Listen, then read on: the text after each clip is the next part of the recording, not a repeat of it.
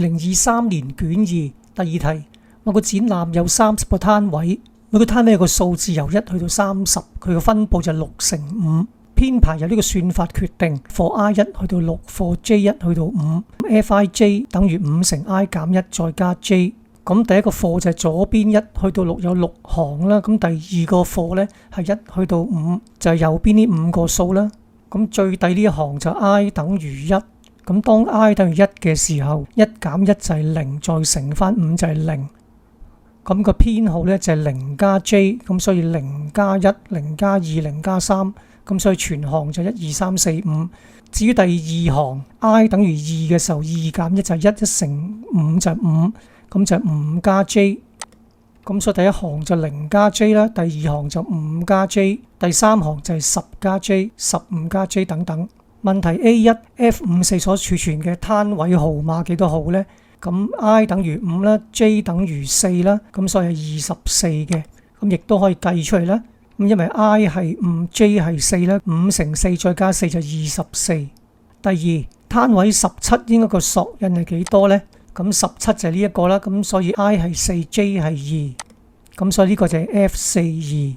跟住我哋修改個平面圖啦，咁今次個攤位編號呢，就1、2、3、4、5，然後調翻轉6、7、8、9、10。於是個算法係點樣做法呢？ For I for J 我哋照舊啦 ，I 除2攞餘數係1嘅或者係單數，左邊嘅係 I， 咁所以單數就1、3、5呢5行，數字係由左至右。咁至於雙數調翻轉係由右至左，咁所以 I%2 等於1嘅話，單數呢我哋照舊就係5×I 減1再加 J。咁至於雙數呢，照舊係5×I 減1，不過後邊就唔係加 J， 而係加個6減 J。所以當 J 等於1嘅時候，6減1就係5，就會加5。咁當 J 等於2嘅時候呢，6減2就係4，咁我就會加4，變咗做9。咁所以第二行呢個係5加5、5加4、5加3、5加2、5加1。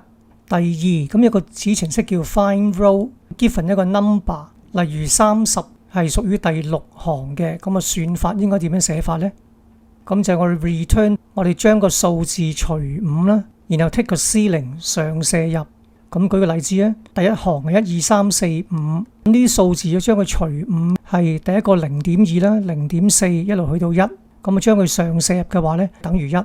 咁而第二行係6、7、8、9、10，咁啊將佢除5嘅話呢，係1.2、1.4一路去到2，將佢上射入嘅話呢，就等於2嘅。咁所以就將個數除5，再 take 個 ceiling。第三，咁假設有個陣列叫做 P， 係儲存住10個素食攤位嘅編號，例如第一個係4號啦、7號、13號等等啦。咁有個子程式叫做 is vegetarian。呢個子程式可以決定呢個 number 究竟是否素食攤位。如果喺個陣列裏面揾到嘅話，就係素食攤位；如果揾到嘅就 return true， 否則就 return false。佢個做法同 binary search 係好相似。有10個攤位呢，咁所以 left 等於1 ，right 等於10。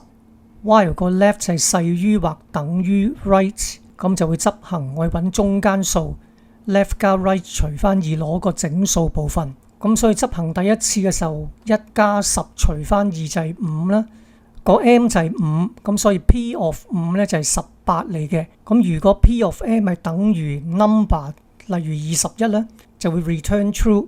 否則嘅話，如果 p of m 係細過呢個 number， 咁我就會改變個 left， 個 left 等於 mid 加1。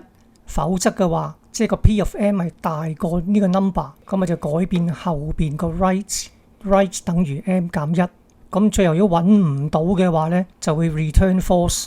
C 嚟考慮使用低階語言同埋連接程式去開發呢個子程式。低階語言有啲咩嘅好處呢？個好處就係個效率更加好，可以直接控制硬件。